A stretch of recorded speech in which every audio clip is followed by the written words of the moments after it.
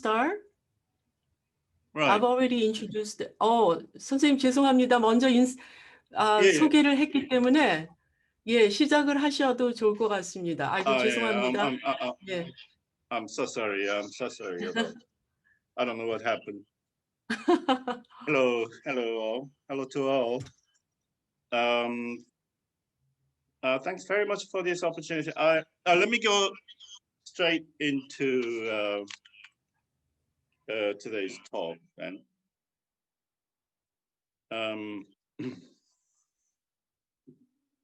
Nami mentioned something along the line of the place of Korean War memory in U.S.-Korean relations today. But some of you might know, in current atmosphere, Korean War is less of a Korean question than of U.S.-China question of U.S.-China relations. That we observe in broad context. So let me clarify, if you like, the fact that Korean War was not a single war. Of course, it was a single war, but it had many different dimensions of war, and of which we can highlight two dimensions. One is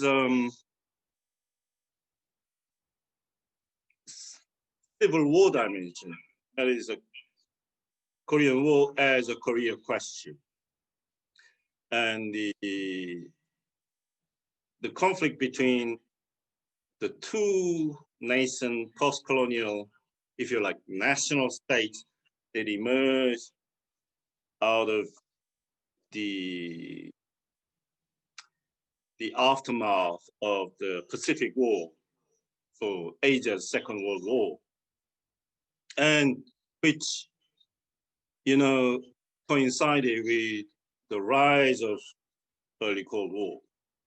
So it's one war was over, one big war was over, and there was another war arising, unfortunately, along the horizon, right? So there was no time of break. So in this milieu, the Korean War was it's a conflict between two state entities in the Korean Peninsula, ways as part of their claim to make a fully deserving, worthy nation state, unified nation state. So that's a civil war dimension. And in military history, this was most pronounced from the very outbreak of the war in June 1950 till the end of that year. In the terms of military history, that was when North Korea invaded southern territory and pushed the South Korean and US troops all the way to the southern reach of Korean Peninsula. So it nearly unified the country. Sorry. And then after the intervention of the United Nations and series of events, the Allied forces pushed North Korean People's Army all the way to Korea's northern border with China. So the first 6 months from June 1950 till the end of that year consisted of changing waves of battles, changing frontier battlefield, and accordingly changing ways of military and political violence, which I'll get into shortly. And this was followed by a longer war and larger war, starting, say, like at the end of October 1950, with the intervention of Chinese forces to the theater of the Korean War. And United Nations forces get enlarged as the war enters 1951. So it became really like Cosmopolitan War. So that lasted from, say, like the end of 1950 till July 1953. And these two wars are not the same war. The second one, the longer one, is basically, I think we can call it, the first 6 months was primarily a civil war with an element of international war, because the United States was U.S. Army, U.S. forces were already part of the Korean War, right? And United Nations was also politically involved in the Korean conflict. So it was not entirely civil war.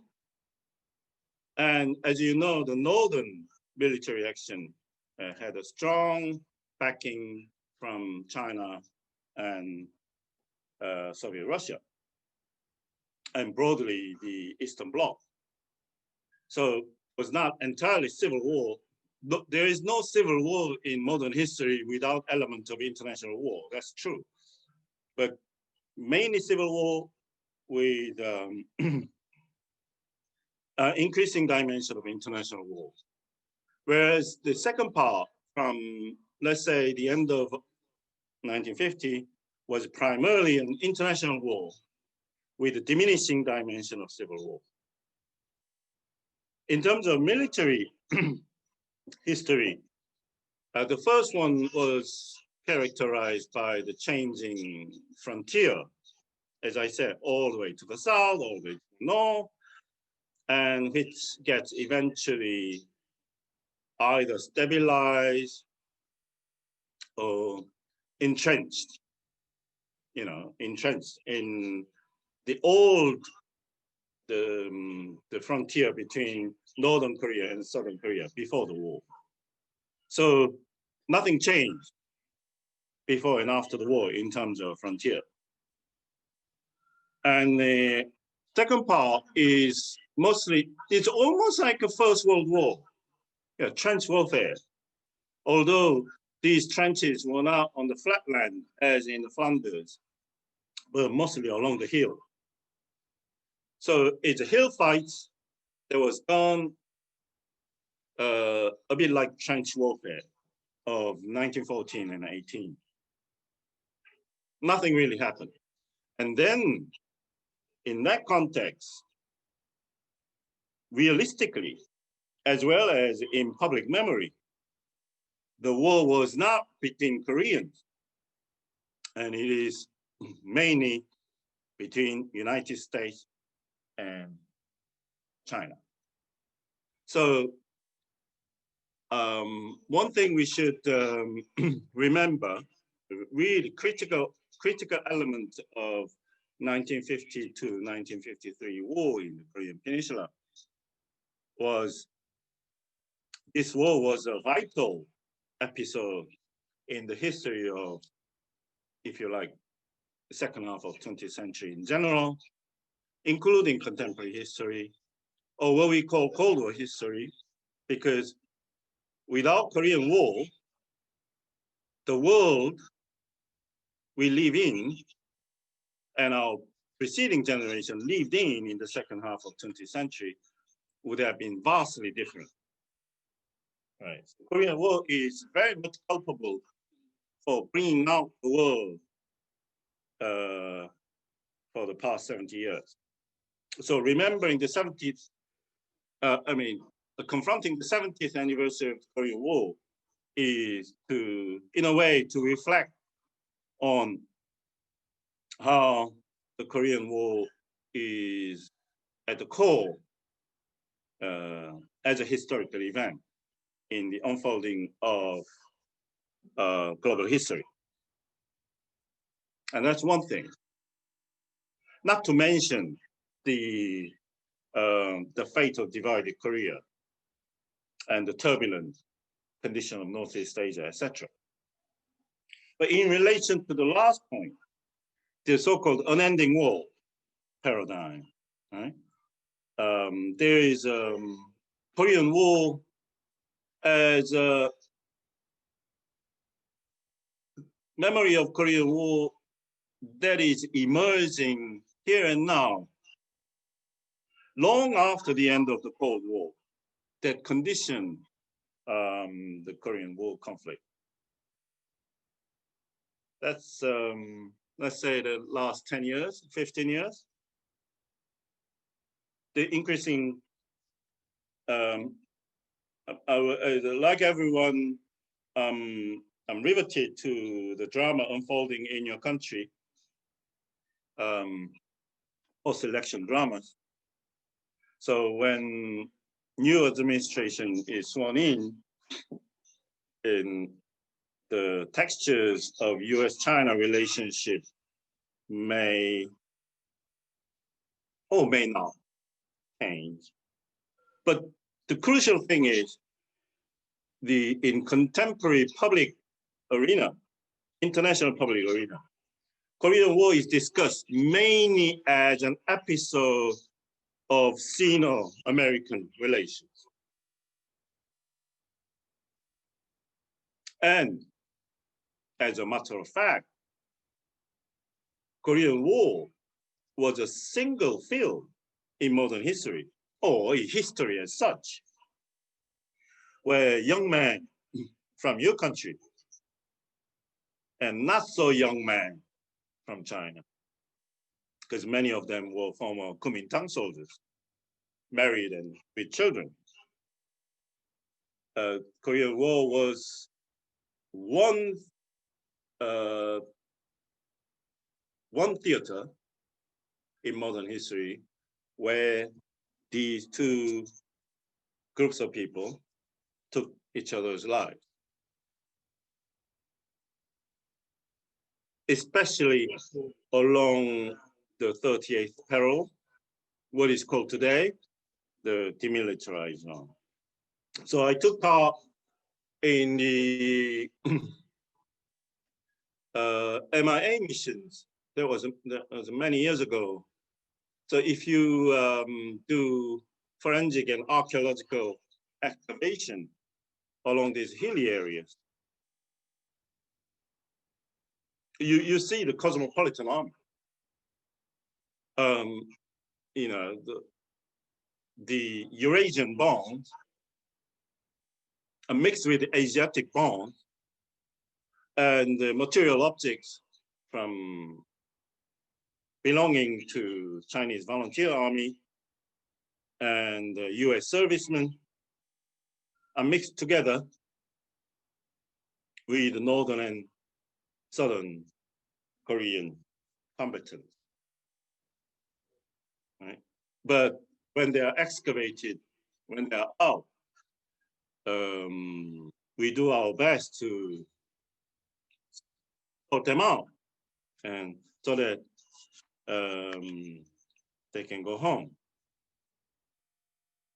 either Shenyang in China, or to Hawaii, or the cemetery of martyrs in Korea. And for the northern soldiers, there is a curious place just south of the Demilitarized Zone, about, I think, 50 to 60 kilometers to the north of Seoul. This cemetery is called Cemetery of Chinese volunteer soldiers and North Korean combatants. And this place used to be called Cemetery for the Enemy, but now name has changed in recent years, for the good. Okay, so what I'm trying to say to you is sometimes it's necessary to think of Korean War as two related, yes, but analytically separate realities. And my book that came out early this year, called After the Korean War, Intimate History, as the title says, it's an intimate history, squarely focuses on the first part of the Korean War, from June till December 1950. And this is, so I said earlier on that the meaning of the Korean War in US-Korean relations, it is curious to observe today that that meaning is increasingly becoming less of Korean history or Korean US history, but part of the unfolding of US-Chinese relations. So it's becoming again big power, part of big power history. It used to be Soviet American, US Soviet history, Cold War, but now it is US Chinese diplomatic history. So the Korean War history is becoming again very much big power, part of big power history. And that is very much on the January 1951 till the end, right? That part of Korean War. So that's the domain of diplomatic historians and historians of American foreign policies, etc. And being an anthropologist, engaged in intimate or social history of modern warfare, especially civil warfare. I focus on June to December 1950 part of Korean War. But mind you, well, if not theoretically, but conceptually, here the certain back and forth or certain effort to see American history and Korean history in less than a separate way helps. And that's what I'm going to focus on today. And that concerns literature on, vast literature on American Civil War.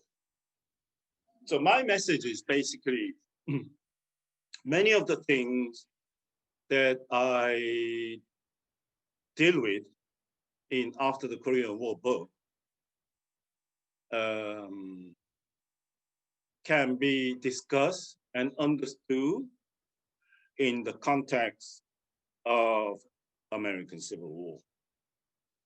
I mean, the time and place it is enormous different, but strangely enough, the force of modern Civil War is such that perhaps it destroys the cultural and historical differences.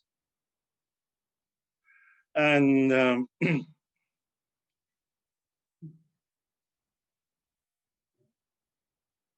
Francis Lieber, he's German origin American lawyer at the time of Civil War, and whose family fought both for the North and South.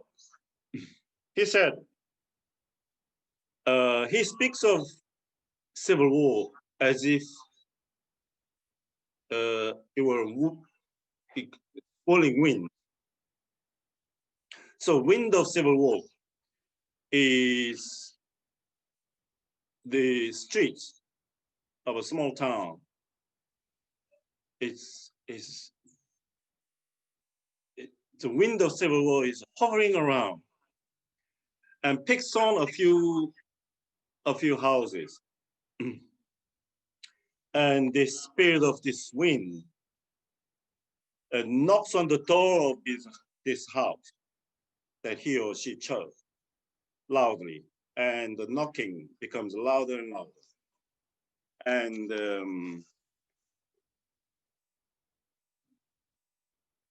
And this spirit of civil war is demanding the people in the household, open the door. There's no place to hide to. Open the door, join in. Let me come in. And according to Lieber, that's the moment where a balanced civil, so-called civil war, transforms into balance social. It's a civil war, but that is not totally like the civil war on the street. So basically, domestic space of the world of kinship is joins in the space of larger civil war. And the world within the house increasingly made into a mirror image of the public world in the outside, which is divided into two. And asserting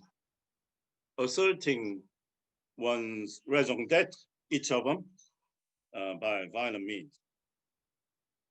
So kinship and household are made to join the space of civil war. And Lieber, like many civil war literature scholars, or writers themselves, for them, this is one of their main focuses. So-called divided family, right? Abraham Lincoln was a divided family, right? And so there are several issues coming, emerging from this analysis between American Civil War and Civil War in Korea. And another very important, this is within my discipline of modern anthropology, another important scholar to mention is Louis Henry Morgan. And Louis Henry Morgan is almost like founder of American anthropology, or modern anthropology as such.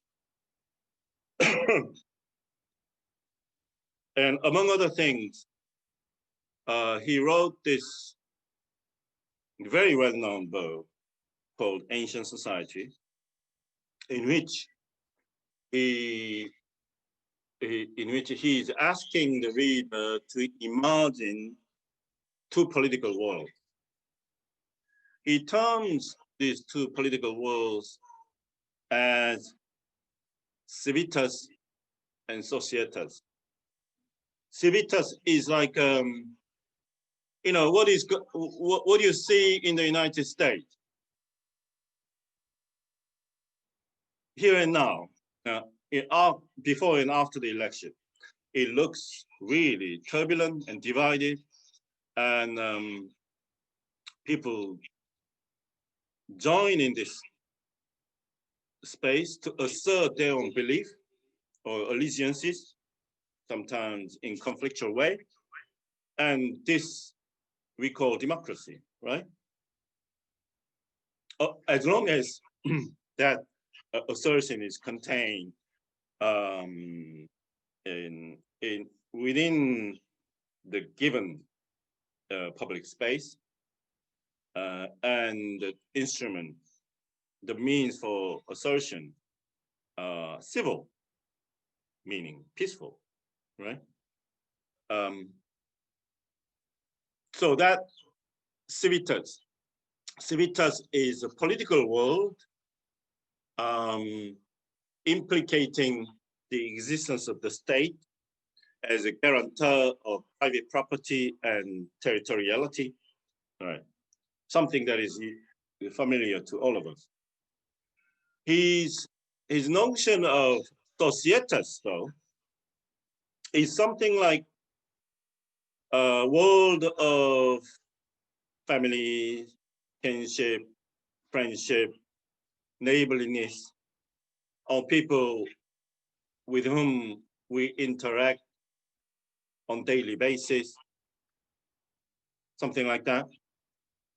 But the key thing about this concept of Societas is what Louis Henry Morgan says, and that this is an alternative form of government. So it is hard to understand. How can a world of kinship be a political world? No, it is other than political world. It is something that we have a Christmas dinner.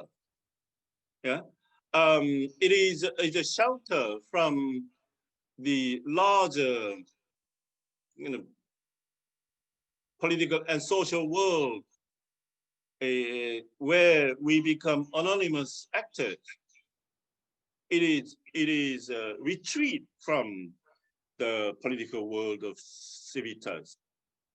No, Louis Henry Morgan said no. Think of it different ways. Think of ancient society. Think of American Indigenous World, where politics, including international politics, were performed in terms of who is close to me and who is not, and who I decide to be close to through trade and marriage relations, etc. And don't think of this world as a primitive world, as a world on its own, and bright shining world of international politics. That's what he meant. So in some ways, ancient society advocated equal status between the two worlds before and after the birth of United States. So indigenous world, the world that existed there before, had its own government. It had its own rules and norms, and it was as sophisticated as the other world that is familiar to us. So this is how you approach. I mean, there was a major statement in the context of, he wrote this about a decade after American Civil War. And so it was a major statement on how to think of modern history as such, and American history in particular. But I think I have to get further into this later on when I have more time. But when Louis Henry Morgan coined the term of civitas and societas, I think, I can't be absolutely sure, but I think he also has something of Francis Lieber had in his mind. It's a decade after the Civil War. So that aspect of modern politics and society is what this after the Korean War focuses on. I'll give you just one or two examples. So imagine you live in a neighborhood, right? If you situate yourself, in the imaginary situation of July 1950 in a quiet residential area of Seoul, and unlike metropolitan life today, where you have two worlds, one is the place you live in, either by yourself or with just a few people. Let's call it nuclear family. And then the public world you put yourself into is like a Starbucks or there's you join in this commercialized public space, and you think this is public space, but it is not. Yeah. But in 1950, in the context of 1950, the difference between agrarian life and urban life was not as radical as today. People live in families, but in larger community, they share. I mean, when one family had ancestor worship, the food was widely distributed across the neighborhood, and they share the child minding, sometimes caring for the elders, and watching out for children playing outside, and etc. Right? So these, and then they had a clear notion of the place, and this place was as important as, or even in some contexts, much more important than your civil or political identity. Are you a citizen of South Korea or are you a citizen of North Korea? What does that mean? I live in this community in the outskirts of Seoul. That's what mattered. I'm proud of being here, right? It's very localized identity. So there you live, and then largely being oblivious of what is happening in the outside world. It's not even outside world. It's an immediate world between this emerging two states, encouraged by two large world powers, United States and Soviet Russia in the north. And then one day, the state that was far away had nothing to do with me, and knocks on my door, open the door, and you have to open the door, and then he's asking you to join the political space. Now, that is the constitution of which is dictated by the state power.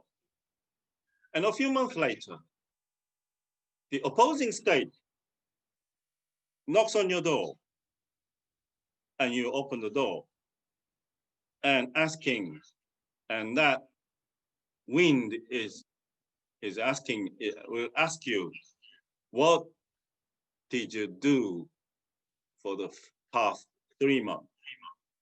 And you argue that, no, I didn't do much. I just stayed behind my door.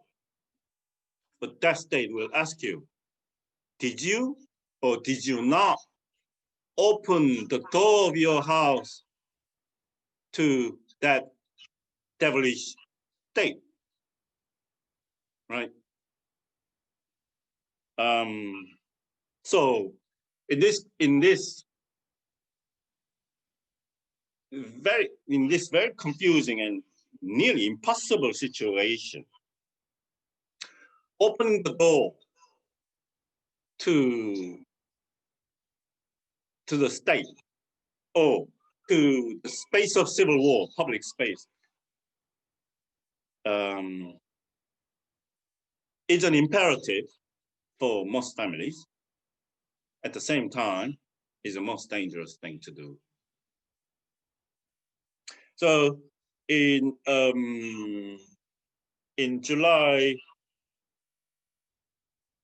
September 1950, a historian, a resident of Seoul, writes in his diary about a teenage girl called Deokwa, and she volunteers to join North Korean People's Army. And her mother says on the radio how proud she is of Deokwa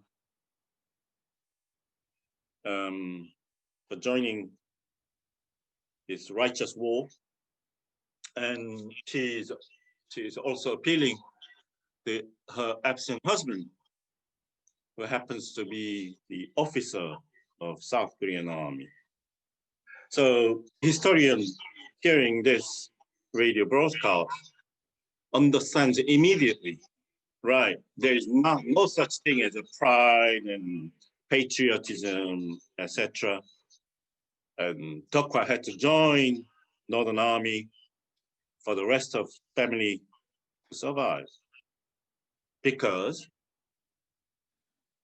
one member of the family is part of the Southern Army. So as the family is going to the opposite ways, is in a way the only way for the larger unit as such to find some, however precarious they may be, niches of survival. And another episode is further down south, when a village was under the North Korean occupation. A man of village origin returns home as a political officer for the North Korean Army unit. So his younger relatives are all hyped up, and they're so proud of this man. And they're also curious about what he experienced in the larger world. So his young relatives organized a small party, welcoming party for this political officer. And he didn't say much throughout this evening. On his way out, one of his cousins asked him, you know what, I'm thinking of joining the Revolutionary Youth Organization. And I'm not very good at politics, but I'm really interested in the theater group. So I might join that, and you'll be proud of me, etc. And this political officer, while he's putting his shoes on, whispered to him, I think, if you ask my opinion, I think you should stay. You should stay in the village. Don't be too visible. Right, that's my advice. But this is advice as your brother. And think so. This so the book deals with the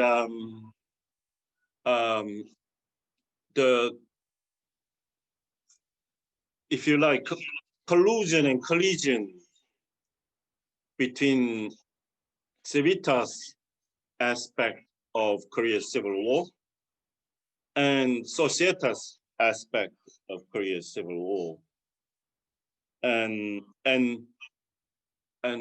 show the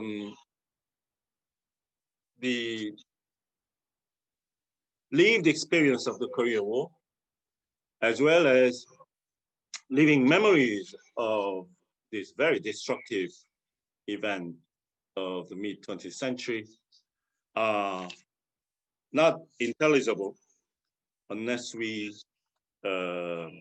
pay sympathetic attention to the domain of bellum social, right? And I don't have time to get into that.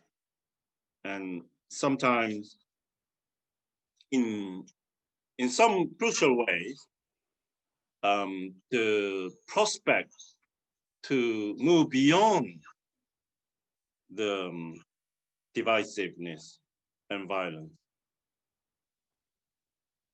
are more easily found in the domain of Societas than in Civitas. Let's say in a divided family. And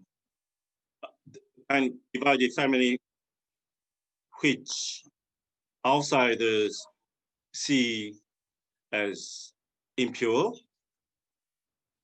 or tragic. And the history of this divided family that also has, to the ignorance of the outside world, the vital will for survival, as I tried to say with the episode of Tokwa's family. Right. Okay. Going back to moving on to the aspect of the Korean War as an international war. And in particular, Korean War, rather than Korea's war, the big power conflict in today's context, Korean War as a Sino-American war. What are we going to do about this? How are we going to nurture this aspect of Korean War history so that the unresolved issues of this history do not carry us into a dark and unknown arena. So how to remember Korean War, inclusive of what is remembered in the domain of Societas, or Korean War as a bellum social, as I argue in the book, is important for coming to terms with the enduring legacies of the Korean War among the Koreans. And I'll conclude today's talk by saying that what to do with the legacies of US Korean War as a US Chinese war is emerging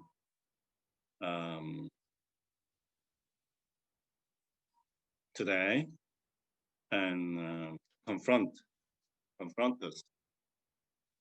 And just one episode, and 25th of October, China celebrated its 70th anniversary of China's entry into the Korean War.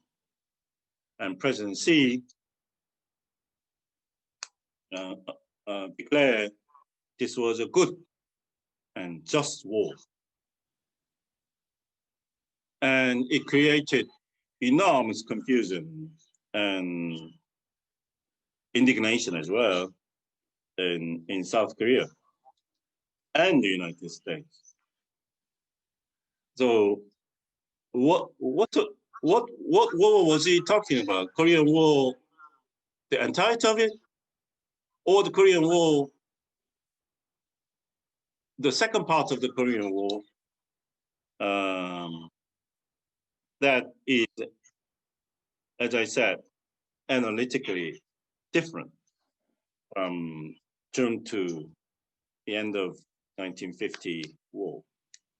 So these, and then the following, around the same time, the paramount leader of North Korea visited the grave of Mao Anning, Mao's eldest son, who was one of the first KIA of Chinese volunteers in the Korean War. Actually, it's known that he was killed by the NACOM attack by a South African jet fighter. So, and it's the grave of Mao Anning has been and is again emerging, has been an important symbol of Sino-North Korean friendship, as emerging once again as a vital. So these are taking place in and around Korean Peninsula, including the United States, and we'll see more of these dramas in the years to come as the relations between the United States and China are being reshaped. And my hope is that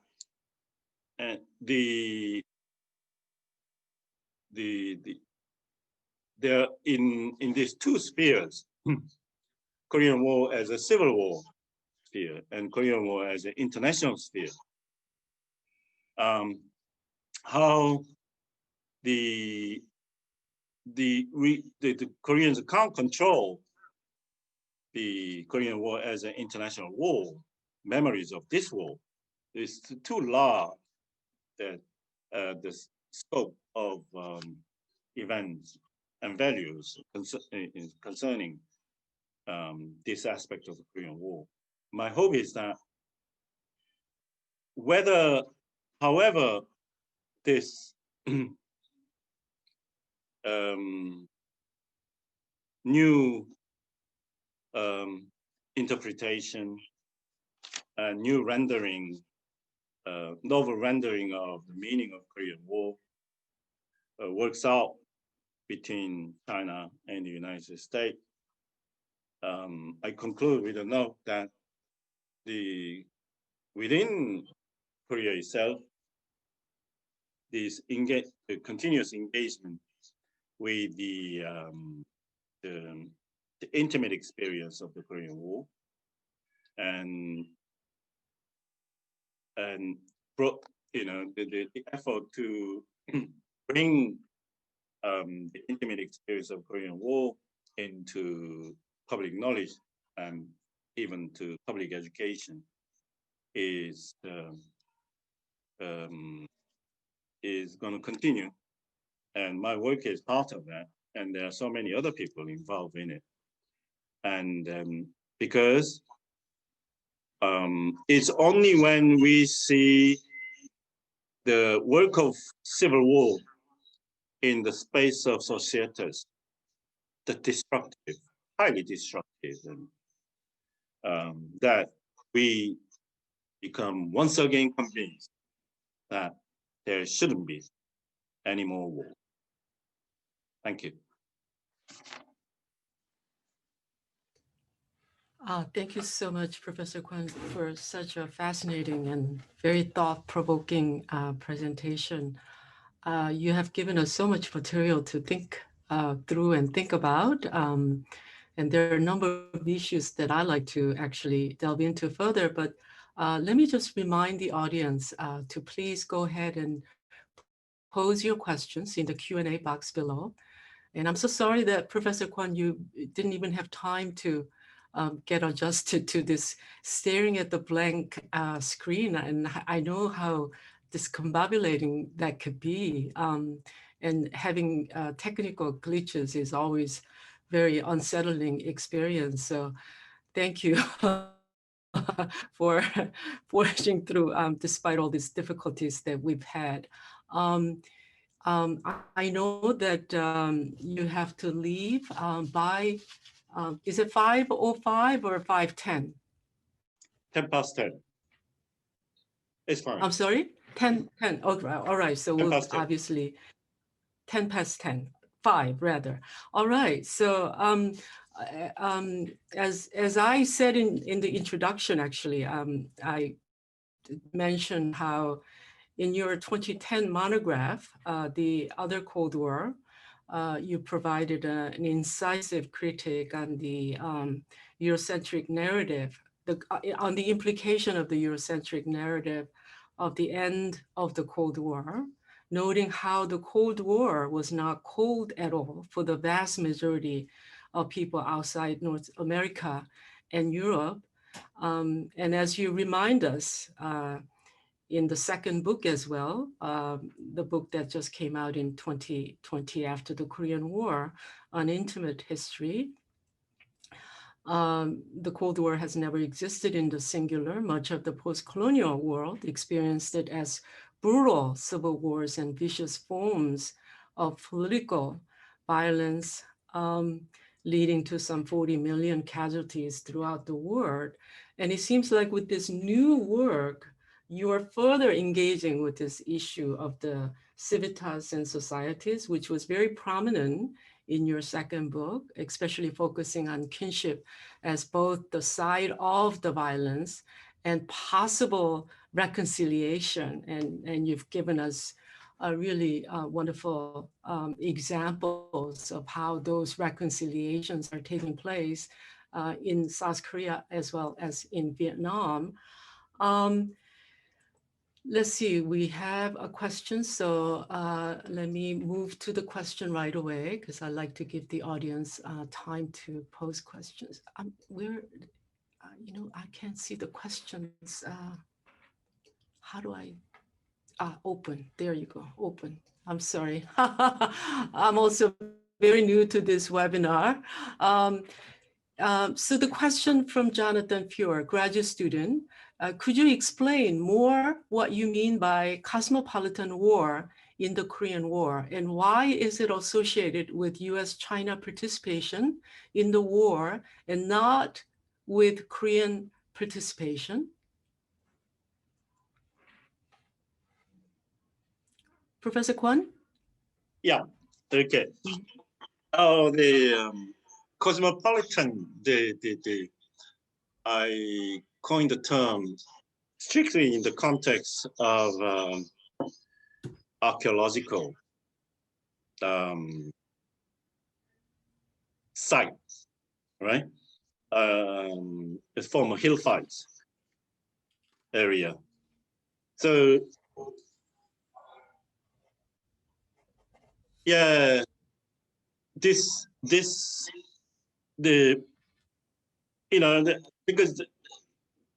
the lives there was sent to the place to take the other's life.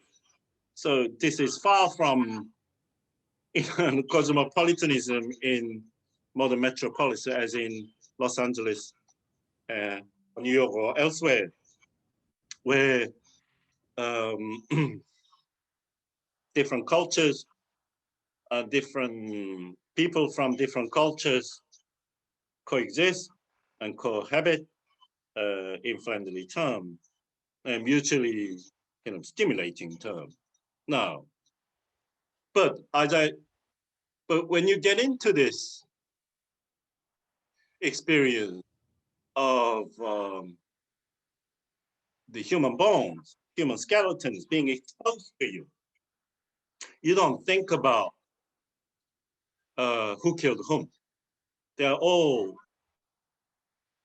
you know, whether for archaeologists or forensic anthropologists, it has no relevance whether this bone belongs to Caucasian or Asian.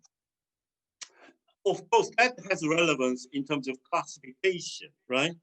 Or further on, whether this is a Chinese volunteer soldier or South Korean Republican soldier. And further on, whether this seemingly Korean bones, how are we going to identify the political identity of this Korean bone? And so all these questions,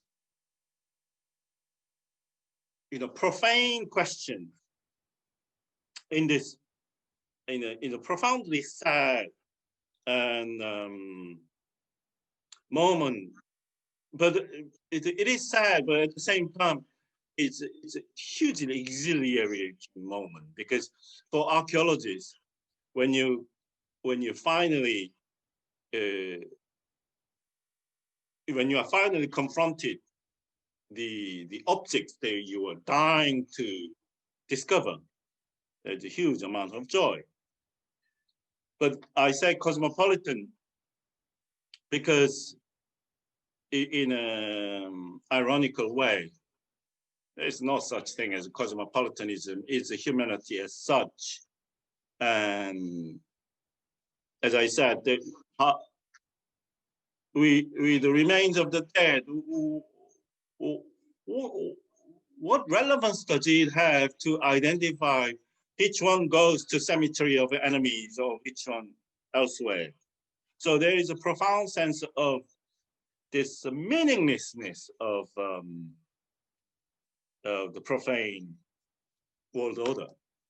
But at the same time, you realize, is it really right thing to do?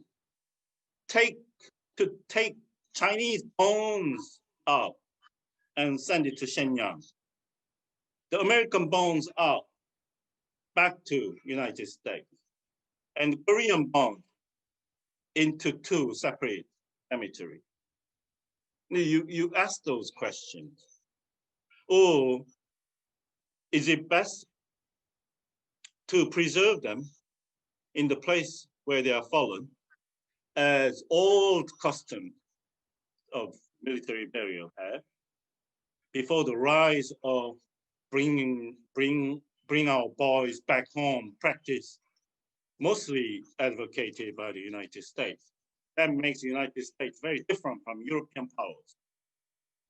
And I don't know, you ask this, and so if you keep them there, and then turn the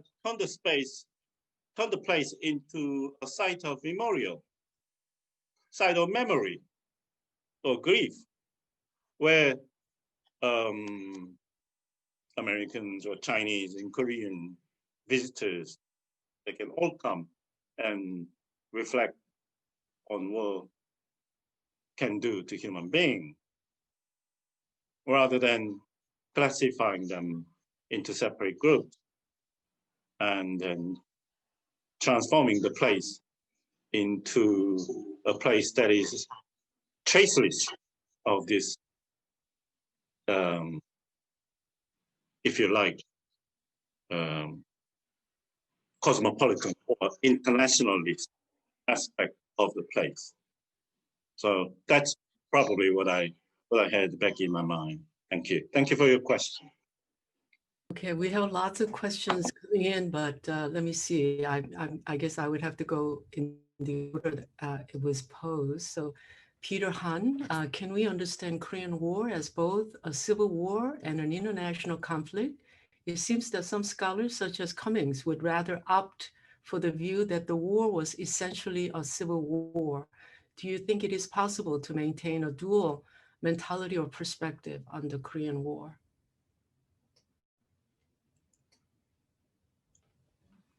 Yes, thanks very much for this, Peter.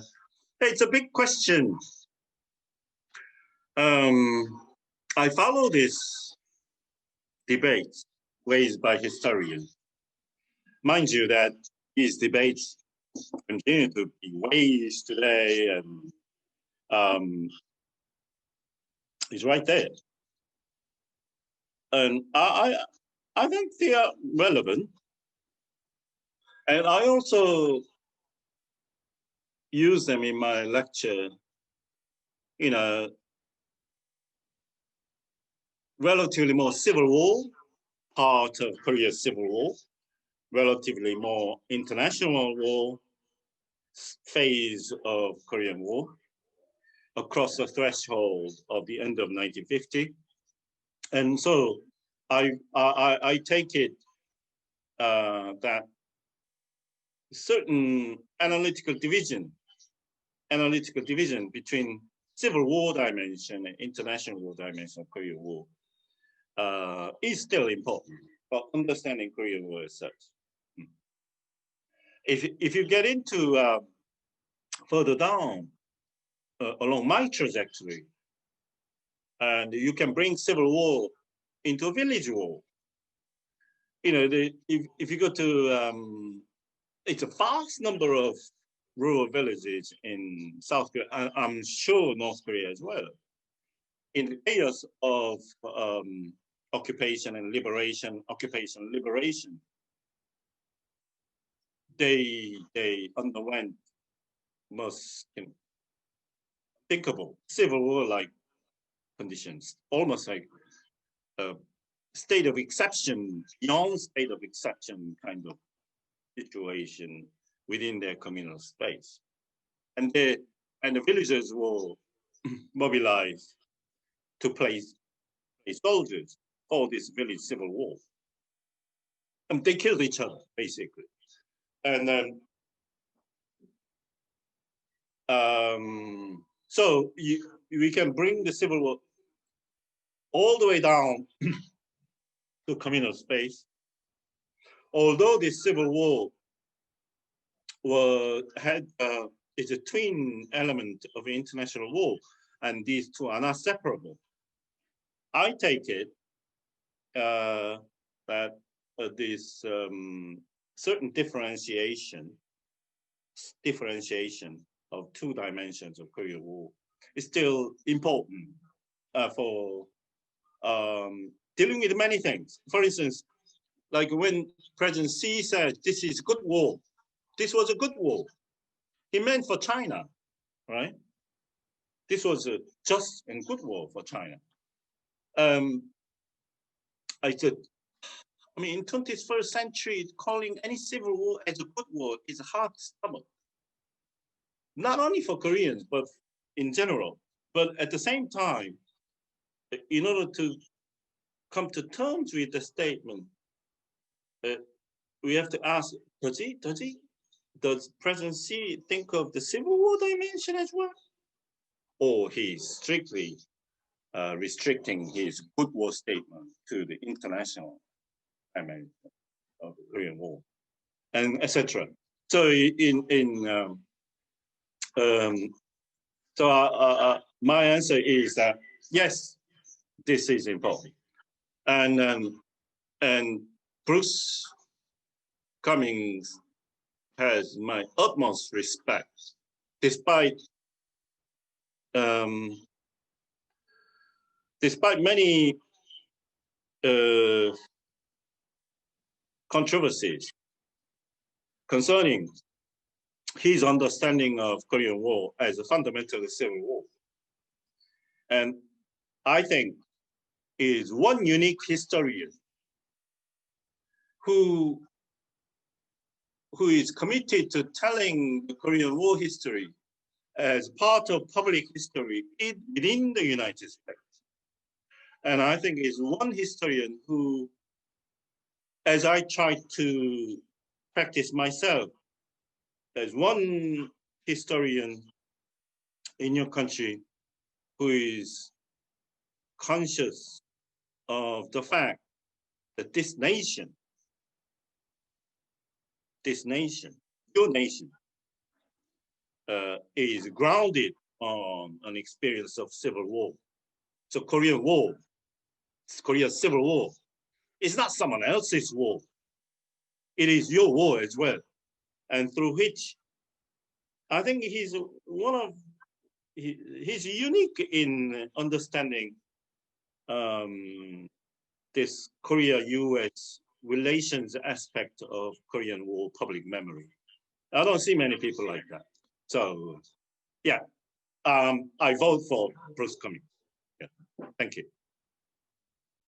Okay, so the question from Yeju Kim, graduate student.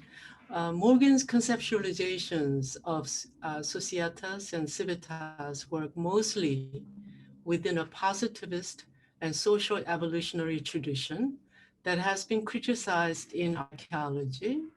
So can you speak a little more about how you are using it in a post-colonial wartime period like Korea, especially since normative categories of kinship, as described by Morgan, are highly precarious in Korean society today. For example, adoptees, migrant marriages, etc.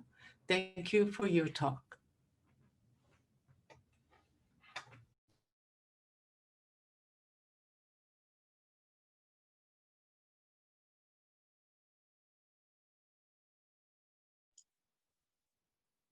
Thanks for this, Eugene.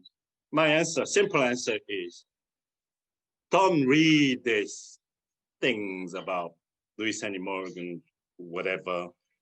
Read his original book.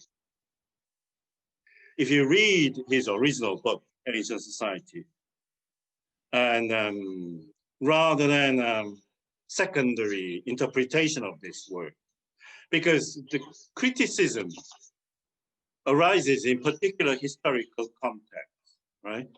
And so I think if you do so, and mind you that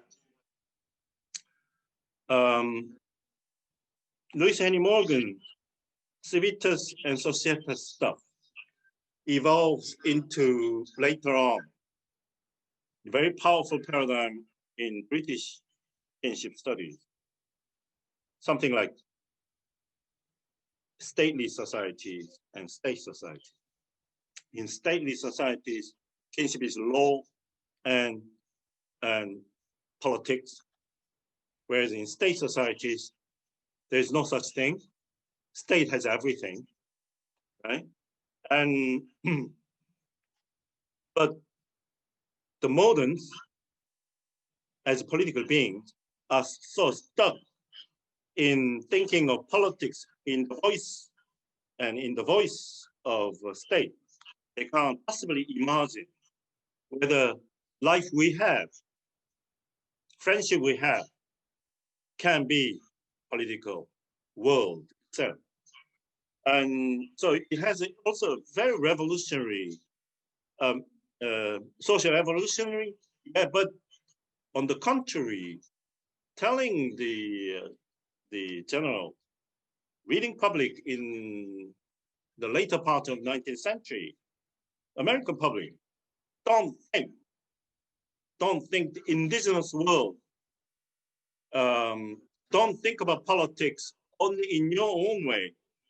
The indigenous world that disappeared with your arrival had amazing, hugely creative and authentic and sovereign political order. I think that was part of his statement. So, and these understandings are to be acquired only through engagement with the original text rather than secondary interpretation. And what I want to say is that this Societas and Civitas in general, you mentioned normative theory, became the background or the basis, at least in the European context, so-called English School of International Relations, Hadley Bull and everything. So if you can have international politics or international relations through kinship and marriage connection, how can you think of this in purely pragmatic or realist term. Human relations are normative, right? The practical interest, self-interest are there, but it's a normative. So this so-called interest in pre-modern or pre-American or pre-US international world evolved into a really interesting view to the second half of 20th century. For instance, in Hedley Bull's anarchical society, in which he tries to bring out certain normative theory of international society in the modern world. So there is an interesting trajectory. And also, we can't forget Luciani Morgan's work became the basis for Marx Engels's family and property, all the rest of it. Thank you. Thank you. I am very mindful of the fact that you have to leave in 10 minutes. So I'm going to actually read these two questions together so you can sort of respond any way you would like to. First is from James Hilmer, a graduate student at UCLA. I found it interesting that you brought the Korean conflict into context with the US Civil War. What implications might this reframing of the Korean War in terms of kinship have for the US role in reconciliation and bringing the Korean War to a final end?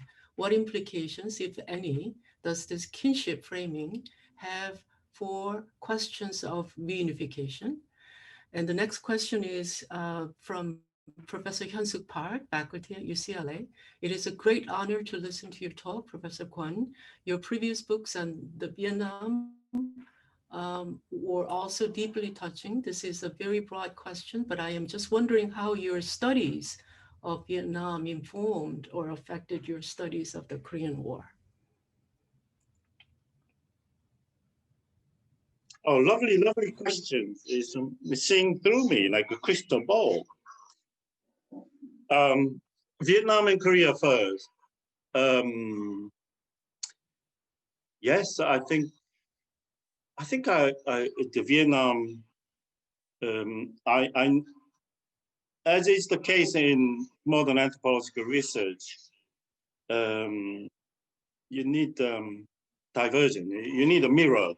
So it's almost like I probably see Korean War social history through as if I were a Vietnamese, if that makes sense, right? And that was my aim. Yeah. If I get deep enough to Vietnamese historical reality, so hopefully I turn into ordinary Vietnamese, and then I move on to Korean War social history. So I see this rather than as a Korean or anthropologist, but through the eyes of ordinary Vietnamese. That was my intention, but it didn't work because when you get into Korean War, all sorts of things, and the Luciani Morgan was my anthropology bit, and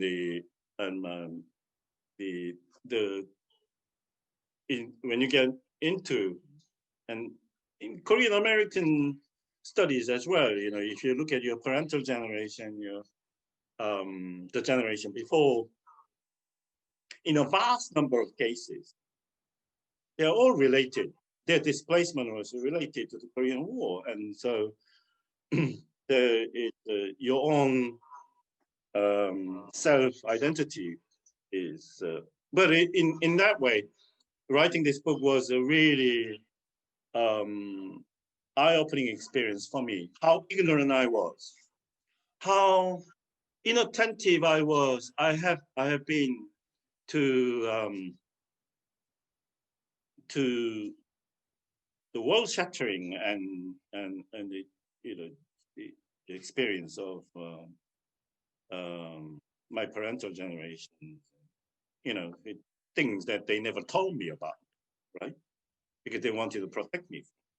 And then that that leads to the first question: why kinship? I think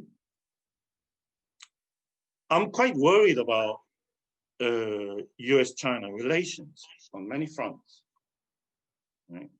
And I think many of you share my concerns, and and and the allow me to say that I'm much less worried about it. I'm slightly less worried about it after the election, and so I get less I'm less nervous than a week ago, or better. But the take on kinship, it has two sides to it. On the one hand, is to turn our perspective to the cosmopolitan bit, the death bit, right? The nationalities, race, and political ideology are all what we made up, and where do we go? It's back to nature. And still, all these bones, human remains, who have been together, co-dwelling for decades, are again taken out according to the intentions of the state and political communities. And I'm not saying that that is no good. I mean, going home is really good. Going home is really necessary. Going home is almost like going back to my family, right? But so the kind of kinship among the dead in that particular place, neighbors, long time neighbors, they have to be separated again. And then that preempts our future intervention in the memory scape. Then suppose that you erect something evocative there, where both Chinese visitors and American visitors could join and mull over the history. How wonderful it would be. And then, yes, they are not going home. Yeah, the right to go home has been taken away.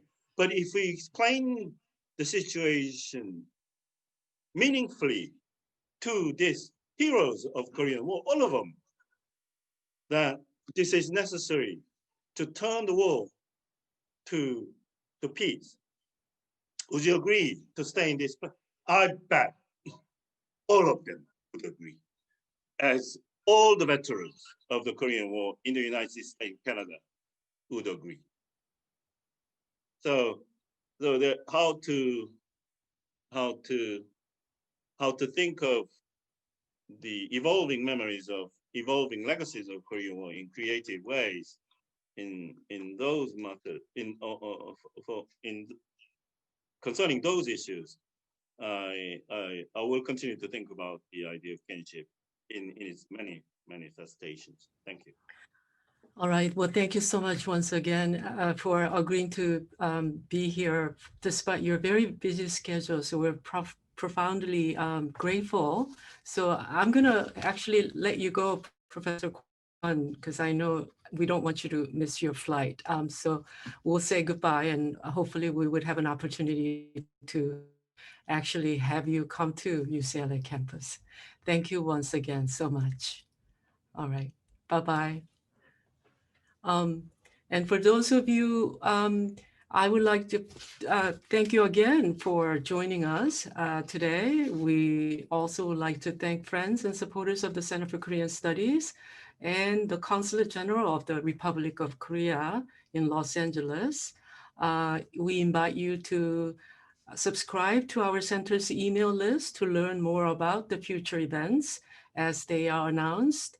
And there is also a link where you can contribute to the John Duncan Korean Studies Fellowship that would help us organize this kind of talks and other Korea events.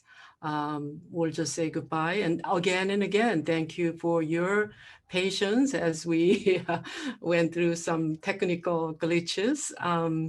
Good afternoon, and please stay healthy and well. Okay, bye-bye.